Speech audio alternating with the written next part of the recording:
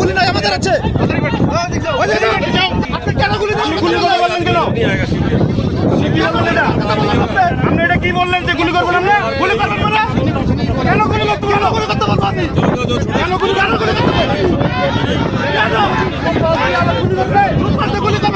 পুশি নিয়ে এই খেলা আসলে আপনি কিভাবে দেখছেন? যে আপনি ভিডিও দেখেছেন যে ওরা একদম মানে জিরো লাইনে চলে আসে, ওরা জিরো লাইনে চলে আসে এবং ওদের দেশের নাগরিকদেরকে, মুসলমানদেরকে নির্বিচারে আমাদের ছেলে ফেলে পাঠিয়ে দিতে চায়। কোনো আন্তর্জাতিক আইন কানুন মানে না। আপনি বিষয়টি কিভাবে দেখছেন এবং আমাদের সরকার আসলে সঠিক কাজ করতেছে কিনা? আমরা কোর্টে চালান করছি, 3 দিন থেকে 4 দিনের মাথায় জামিন নিয়ে এলাকায় এসে আবার মাদক ব্যবসা করছে। এজন্য মাননীয় আইনমন্ত্রীকে বলবো, আপনি এই ইয়াবা গাঁজা যেই বড় বড় নেশাগুলো আমাদের দেশে বেশি সচরাচর চলছে, এই বিষয়ে আইনটাকে আরেকটু মজবুত যদি করবেন। আমার এলাকায় মাদক নিয়ে বড় মুশকিলে আছি, প্রশাসনের সেই সহযোগিতা আমি পাচ্ছি না। একদিক থেকে আমি নিজে মাদক বিরোধী সংগ্রামে নিজে রাস্তায় নেমে মাদকের বিরুদ্ধে আমি নিজে অভিযান চালিয়েছি। এবার তাদেরকে একদিক থেকে ধরে যখন প্রশাসনের কাছে ইয়াবা সহ গাঁজা সহ দেওয়া হয়, তখন তারা একদিক থেকে আসে। পরে যদি ন্যায় বিচার বাংলাদেশে না পাওয়া যায়, তাহলে আর কোথায় পাওয়া যাবে? অ্যাকচুয়ালি টাকা যার আছে, ক্ষমতা যার আছে, পাওয়ার যার আছে, তারই বিচার আছে। আমাদের মতো সাধারণ মানুষের পক্ষে কোনো বিচার আশা করা যায় না। আসসালামু আলাইকুম দর্শক, নতুন একটা নিউজে আপনাদের সবাইকে স্বাগত। ভিডিও শুরুতে আপনারা ইতিমধ্যে ভিডিওর অনেকগুলো অংশবিশেষ দেখে নিয়েছেন। দেখেই বুঝতে পেরেছেন ভিডিওটি কতটুকু গুরুত্বপূর্ণ ও আকর্ষণীয় হতে চলেছে। তাই না টেনে পুরো ভিডিওটি দেখে আসুন, তাহলেই বুঝতে পারবেন বর্তমান বাংলাদেশের রাজনৈতিক প্রেক্ষাপট সম্পর্কে জানা অজানা অনেক রকমের তথ্য। একটা লাইক দিয়ে পুরো ভিডিওটি দেখে আসা যাক। পুশি নিয়ে এই খেলা আসলে আপনি কিভাবে দেখছেন? যে আপনি ভিডিও দেখেছেন যে ওরা একদম মানে জিরো লাইনে চলে আসে, ওরা জিরো লাইনে চলে আসে এবং ওদের দেশের নাগরিকদেরকে, মুসলমানদেরকে নির্বিচারে আমাদের ছেলে ফেলে পাঠিয়ে দিতে চায়। কোনো আন্তর্জাতিক আইন কানুন মানে না। আপনি বিষয়টি কিভাবে দেখছেন এবং আমাদের সরকার আসলে সঠিক কাজ করতেছে কিনা? শুনতেছি যে আমি আপনাকে দুইজন বিখ্যাত মুসলিম মহিলা সাংবাদিকের কথা বলি। একজন হচ্ছে আরফা শেরওয়ানি, আরেকজনের নাম আমি ভুলে গেছি, গাজ্জালা ওয়াহাব, সামথিং লাইক ওয়াহাব নামটা আছে মনে। এরা হচ্ছে মুসলমানদের ধরেন সর্ব উৎকৃষ্ট ফ্যামিলির বা একদম উচ্চ একটা বর্ণের, মানে উচ্চ বংশের বা লেখাপড়ায় ধন দৌলতে। তাদের দুজনের আমি আপনার কাছে পাঠাবো। তাদের দুজনের একজন হচ্ছে দি ওয়ারের আপনার এডিটর, আরেকজন হচ্ছে দি ফোর্স ম্যাগাজিনের এডিটর, বিখ্যাত দুইটা পত্রিকা।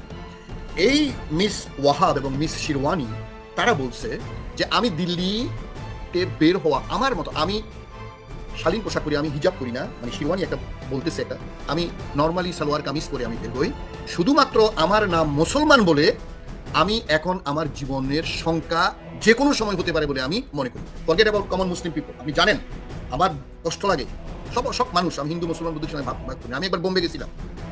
আপনি জানেন পৃথিবীর সবচেয়ে বড় ইসলাম হচ্ছে বোম্বে, 1 কোটি মানুষ থাকে সেই ইসলামে। আপনি জানেন যে সেখানে 90% মুসলমান। আপনি নিশ্চয়ই বিখ্যাত সেই অস্কার পাওয়া ফিল্মের কথা মনে হচ্ছে স্লামডগ মিলিয়নিয়ার। সেখানে আয়েশা নামে যেই মেয়েটা, সেটা হচ্ছে বোম্বের এই স্লামডগ মিলিয়নিয়ারের একটা বস্তির একটা মেয়ে। তো আমি যখন বোম্বেতে গেছিলাম, আমি আমার গাড়ির ড্রাইভারকে বললাম যে তুমি একটু ইয়ে দিয়ে যাও তো, এই যে ইসলামে যাও তো। স্যার আপনি ইসলামে যাবেন দেখেছেন কেন? I want to go. তুমি শুধু গাড়িতে চালাই যাও, আমি নাম বললাম। ইসলাম কি একটা ইসলাম নাকি আরো অনেক? একটা বড় ইসলাম অনেক আছে, একটাতে 1 কোটি লোক থাকে। I am talking about 2005। আমি এখন জানি না একটা বস্তিতে 1 কোটি লোক থাকে। একটা বস্তিতে 1 কোটি লোক, যার 90% হচ্ছে গরিব মুসলমান। আচ্ছা শুনুন, আমি কেন বলতেছি কথাটা। আপনি যে বললেন যে পুশব্যাক, এই শয়তানি, এই যে কমিউনাল, এই দেশটার 35% লোক। কালকে আমার ছেলে আমাকে বলতেছে, ইজ 18 ইয়ার্স ওল্ড, আমাকে বলছে বাবা আমি এখন একটা জিনিস দেখলাম যে স্যানিটারি বাংলাদেশের এখনো 0.70% মানুষ স্যানিটারি পায় না। ভারতের 15% মানুষ, মিনস 35 কোটি মানুষ এখনো রাস্তাঘাটে পায়খানা করছে। আপনি দেখেন, মানে এটা হচ্ছে জাতিসংঘের রিপোর্ট, আমার রিপোর্ট না। আচ্ছা, এই দেশটা কমিউনাল ডিসহারমোনি করে ভোটে জিতে, এবং এই যে শুভেন্দু অধিকারী নামে এই বদমাস, এবং হিমন্ত বিশ্ব শর্মা নামে আরেক বদমাস হচ্ছে আসামে, এবং আরেক কুলাঙ্গার হচ্ছে উত্তরপ্রদেশে, এই যে যোগী আদিত্যনাথ। আপনি জানেন যে উত্তরপ্রদেশে মুসলমানের সংখ্যা হচ্ছে 30%।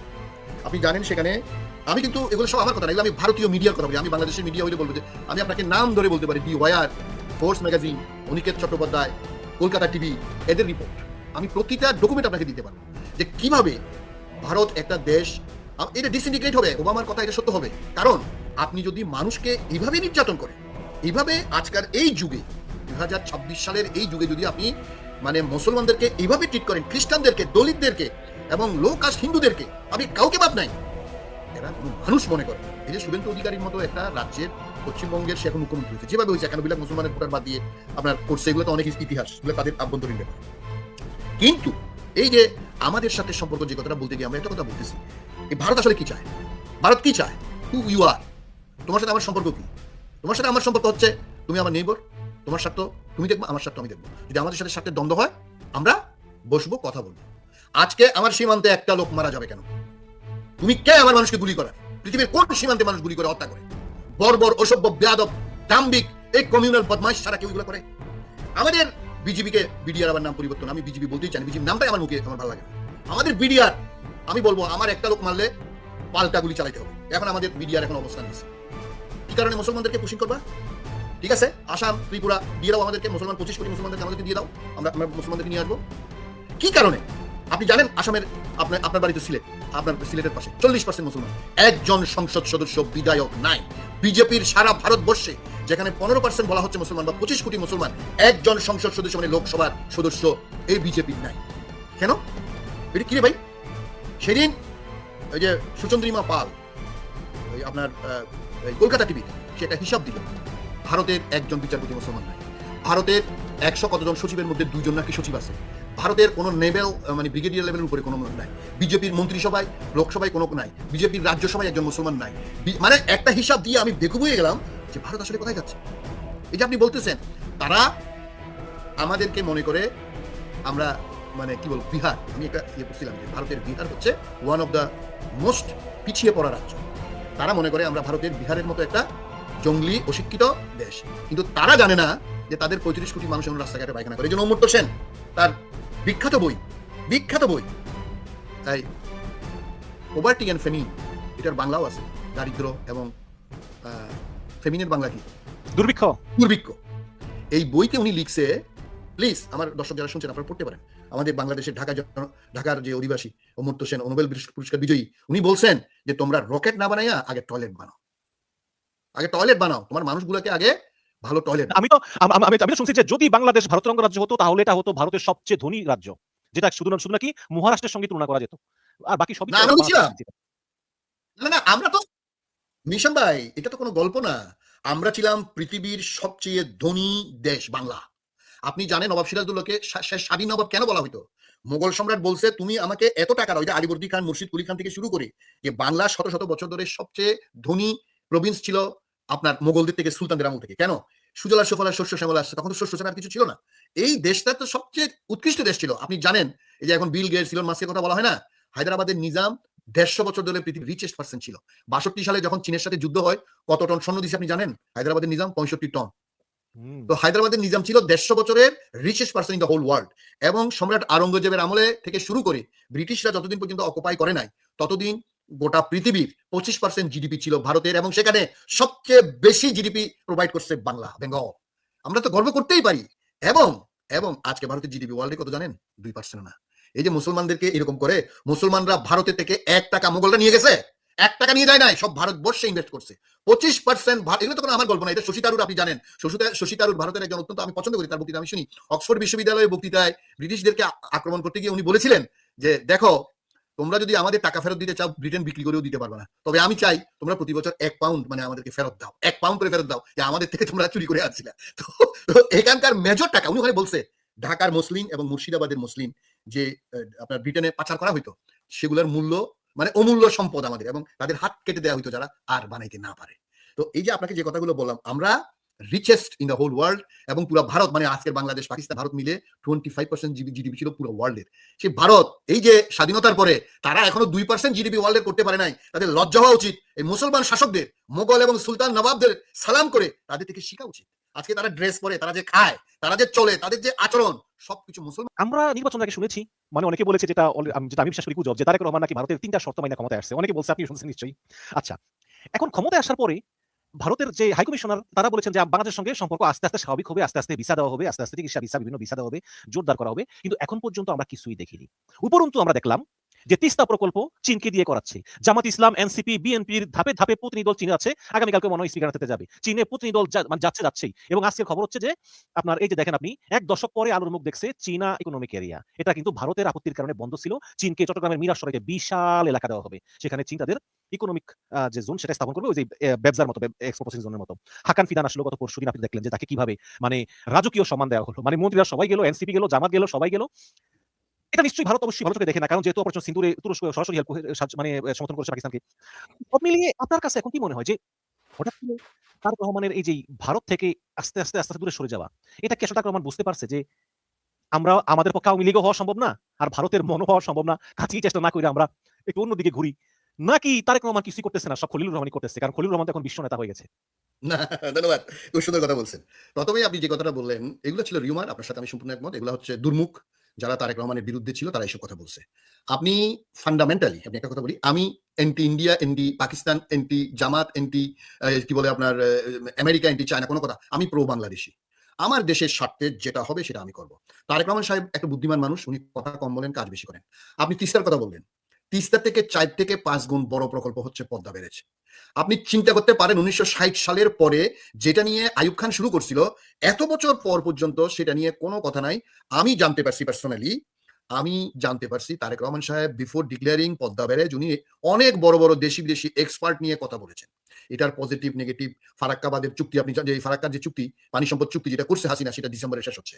এখন ভারতের মুখের দিকে না তাকাইয়া উনি এক্সপার্টদের সাথে ডিসিশন নিয়ে আপনি চিন্তা করতে পারেন যে 35,000 কোটি প্লাস 15,000 50,000 কোটির বাজেট উনি ডিক্লেয়ার করছে, এবং এই বাজেটে আপনার পদ্মা ব্যারেজের জন্য টাকা বরাদ্দ করা হলো। হুবহু শেখ হাসিনার পথে হাঁটছে সালাউদ্দিন আহমেদ, তাহলে পরিণতিও শেখ হাসিনার মতো হবে। দর্শক, রাজনীতিতে বিরাট কিছু ঘটনা ঘটে গেছে যেটা অনেকে টের পাননি, এবং এটা নিয়ে তোলপাড় হওয়ার কথা কিন্তু তোলপাড় হয়নি, সামনে হবে। শেখ হাসিনা সবচেয়ে বড় ভুল করেছেন অসম্ভবকে সম্ভব করতে যে। বর্তমান 21শ শতাব্দীর তথ্য প্রযুক্তির সর্বোচ্চ উৎকর্ষতার এই যুগে, এমনকি সভ্যতার সর্বোচ্চ উৎকর্ষতার এই যুগে সোশ্যাল মিডিয়া এটা সভ্যতার অন্যতম শ্রেষ্ঠ মিরাকেল। এই সোশ্যাল মিডিয়া এটা কন্ট্রোল করা যায় না, এটা স্বতঃস্ফূর্তভাবে মানুষ ব্যবহার করে, এবং এটা রিয়ালিটি। এবং সোশ্যাল মিডিয়া এটা মানুষের রক্তে মাংসে মিশে গেছে। এটাকে কেউ, এটা সেই ইরান উত্তর কোরিয়ার মতো হলে ভিন্ন কথা, কিন্তু বাংলাদেশের মতো কোনো ফ্রি সোসাইটিতে, কোনো গণতান্ত্রিক সমাজে সোশ্যাল মিডিয়া থেকে জনগণকে বঞ্চিত করা যায় না। জাস্ট আপনারা দেখেছেন জুলাই আন্দোলনে হাসিনা ফেসবুক ইন্টারনেট বন্ধ করে রেখেছিল, তার ফল কি হয়েছিল? মানুষ ঘরে বসে তখন ফিজিক্যাল এক্সারসাইজ করেছিল, যেহেতু সোশ্যাল মিডিয়া বন্ধ, ইন্টারনেট বন্ধ, যোগাযোগ করতে পারছে না, বাইরে বের হতে পারছে না, অতএব ব্যায়াম করে শক্তি অর্জন করেছে যে ইন্টারনেট খুললেই শেখ হাসিনার বিরুদ্ধে নামবো। আওয়ামী লীগের লোকজন প্রচন্ড ক্ষুব্ধ হয়েছে, এমনকি আওয়ামী লীগ ছেড়ে দিয়েছে তখনই। যেহেতু এটা রক্তে মাংসে মিশে গেছে এই সোশ্যাল মিডিয়া, এটা নিয়ন্ত্রণ করা যায় না। হ্যাঁ, এখানে ভালো দিক আছে, খারাপ দিক আছে। মানে বিষয়টা এরকম, আগে বুঝুন সালাউদ্দিন আহমেদ কি আকাম ঘটিয়েছে, আমি আসছি সেদিকে। যেমন পর্দার বিধান, এমন না যে আপনি সরাসরি কোনো বেগানা নারীকে দেখতে পারবেন, দেখে মজা নিতে পারবেন, সমস্যা নাই, আর টেলিভিশন স্ক্রিনে দেখলে তখন এটা হারাম হবে।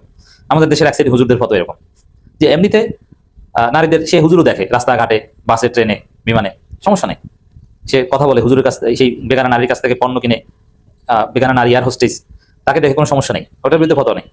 কিন্তু টিভিতে দেখা যাবে না, মনে হয় যেন স্ক্রিনে দেখলে ডাবল পাব, এরকম একটা কথা না। কিন্তু বাস্তবে হচ্ছে যে সরাসরি যে জিনিস দেখা যাবে না স্ক্রিনেও সেটা দেখা যাবে না, টিভিতেও সেটা দেখা যাবে না, সরাসরি যা দেখা যাবে টিভিতেও সেটা দেখা যাবে। এটা হচ্ছে সিম্পল মাসালা। এরকম সোশ্যাল মিডিয়ায় বা আমাদের দৈনন্দিন জীবনে কিছু মানুষ গালি দেয়, গালিটা মুখ থেকে দেওয়ার পরে ওটা ছড়িয়ে যায়, অনেকে শুনে, মুখ থেকে বের হলে তো এটা ফেরানো যায় না।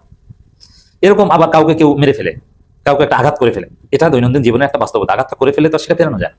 সোশ্যাল মিডিয়াও সেম, কিছু আঘাত কেউ মাঝে মাঝে করে ফেলে, মাঝে মাঝে কেউ একটা বুলিং বা কেউ একটা গালি অথবা একটা অশ্লীল কথা বলে ফেলে, ওটা ফেরানো যায়, ওটা কিছু নেগেটিভ ইম্প্যাক্ট হয়। এটাই দুনিয়া, এটাকে আপনাকে মানতে হবে, এটা এথিক্স শেখাতে হবে মানুষকে। বাস্তব জীবনে যেরকম গালি দেওয়া উচিত না, সোশ্যাল মিডিয়া দেওয়া উচিত না।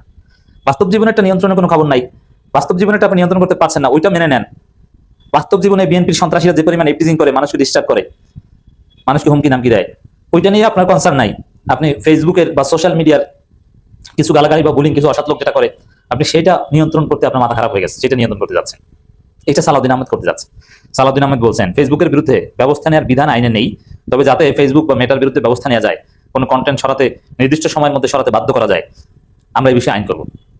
মানে ফেসবুক সোশ্যাল মিডিয়া নিয়ন্ত্রণের আইন করতে চাচ্ছে। এটা নিয়ন্ত্রণ করে, এটা আত্মবাদী। এটা নিয়ন্ত্রণ করতে গেলে এই নিয়ন্ত্রণ অপব্যবহার হবে।